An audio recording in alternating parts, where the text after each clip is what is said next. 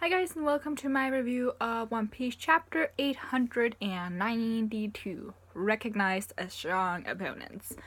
Good chapter title. Let's talk about that first, because in this chapter we have the Big Mom Pirates saying that, oh, just because there aren't many of them or because they're rookies, haven't been around for too long, we should not underestimate these people. And I think that's really good, because that's like a very, I don't want to say overused trope, but it's a very big trope that the villains severely underestimate our heroes, not just in One Piece, but in like everything. And then they get their ass whooped because, oh no, they were stronger than we anticipated and we should not have just sent one guy after them. We should probably send like an army or something. But I really like that they're going all out here. Because that just means that even if the Straw Hats, or when the Straw Hats win or escape or whatever, it wasn't just because they were lucky that they were underestimated. It was because they were smart enough to do the right thing. Because they're not gonna win because of strength. We know that. They're gonna win because they're gonna be smart about it, because they have allies that can help them out, because the Bean Smokes are gonna come. I'm gonna assume. So I really enjoy that, because you shouldn't underestimate the Straw Hats. They've done some pretty crazy shit and survived all of it. So that was really good. Obviously, as I said in the live reaction, super happy to have Sanji back. And I really like the way that he's like not taking command, but he's like, he says hi and it's like, oh my god, Nami-san, asks about Carrot and Pedro, of which they then lie and say, oh, they're just sleeping after battle, which, I mean, he's gonna find out at some point. I mean, it wasn't that he, oh, never mind. He actually knew Pedro pretty well, that's, because they were like, they got closer, before Sanji was abducted from So. So that's gonna be interesting. Anyway, what I was getting at here, it's really nice to see that he's like immediately thinking, okay, what should we do? We need to meet up with Luffy, but everyone knows where and when we're gonna meet him. We have a ton of people after us, Smoothie being one of them, and there are a ton of people waiting for us at Cacao Island. So what do we do? And he's like, okay, I have a plan. We don't hear the plan, which is a really good thing, because you know when you hear plans, they don't work out. So let's just hope that we don't hear it until after it has happened. But I really enjoyed that, because Sanji is characterized as the smart kind of fighter, and he always does something behind the scenes, so that's really nice to see that happening again, because we all wanted that to happen a lot sooner, and when it didn't, it was like, I suppose, like, that's the only thing that I'm like, this arc could have done that a little bit better with Sanji, but because of where it took us, I think I'm ultimately happy with it, because I had that really great scene where he was crying in the rain saying he wanted to go home, so that's okay. But yeah, I really enjoyed how Sanji did in this chapter. And then Beige, again, just him and Chiffon, just really nice, because it was really nice to see that they were like, okay, we still want to assassinate Big Mom, but we're gonna like keep to our deal. We're not gonna poison the cake, and we're just gonna let her eat up, and then we can attack her.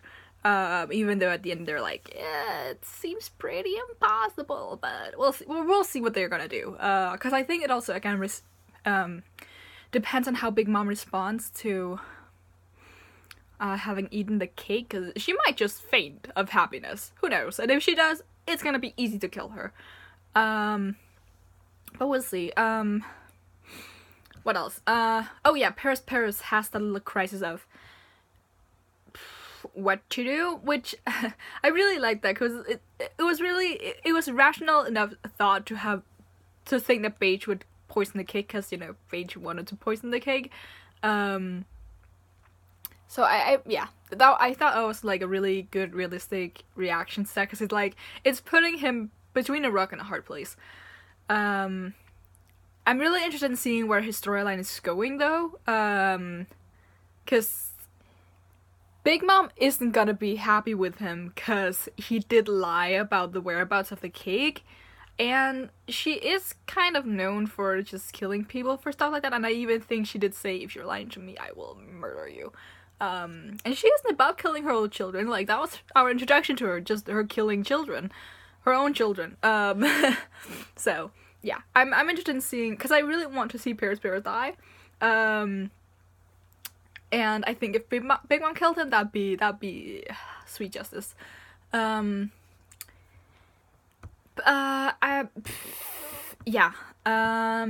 Now to Luffy. Oh no, we should talk about Smoothie first. Smoothie and two of her sisters, Cinnamon and Citron.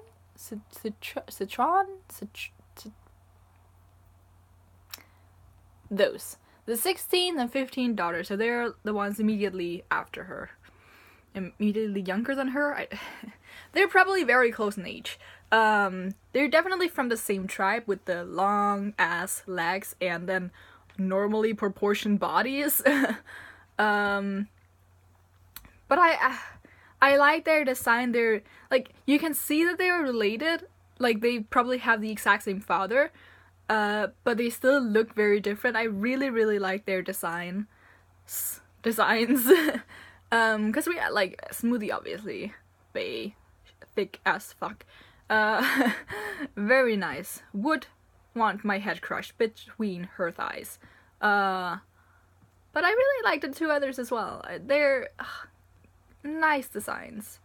They remind me of like the Amazons, but in a very different way.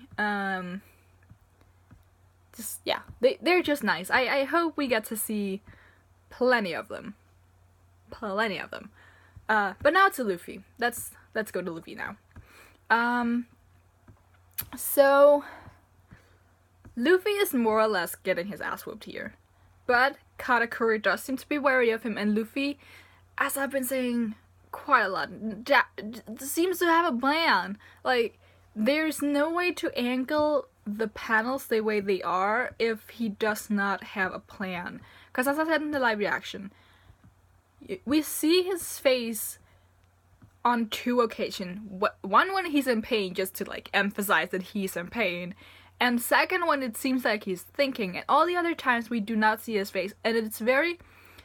you use the not seeing the protagonist's face when they're hiding something or when they're planning something. Because why else would you not show the hero's face unless the face of the villain is much more